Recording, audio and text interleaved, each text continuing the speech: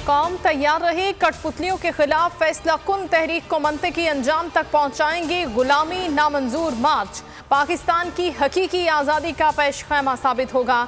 इमरान खान पुरज़्म इजलास से खिताब में कहा, गुलामी की जंजीरों में जकड़ने के लिए मकामी मीर जाफरों ने सहूलतकारों का किरदार अदा किया।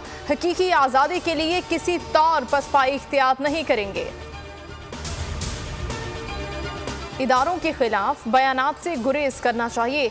चौधरी शुजात हुसैन कहते हैं, मदीना वाक़े से मुल्क की बदनामी हुई। सियासी इख्तलाफात अपनी जगह, मुकद्दस मकामात का एहतराम पामाल नहीं होना चाहिए। जो लोग मुलव्विस थे वो मुबारकें वसूल करके यहाँ आए। परवेज़ इलाही कहते हैं, हमारे दरमियान कोई इख्तलाफ नहीं, जमानतों पर बनने वाली हुकूमत के कोई पाँव नहीं, जल्द जहाँ से आए हैं वहीं जाएंगे।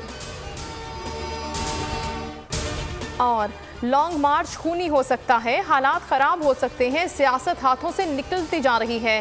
फरीकैन एक कदम पीछे हो जाएं। शेख रशीद की अपील, कहा 30 मई तक हल निकालें, नफरतों को कम करें। इदारों से कहता हूँ, बीच बचाव के लिए आगे आएँ। 90 दिन बाद इलेक्शन की तारीख दें। साबित हो गया कि अवाम इनके चेहरों से नफरत करते हैं।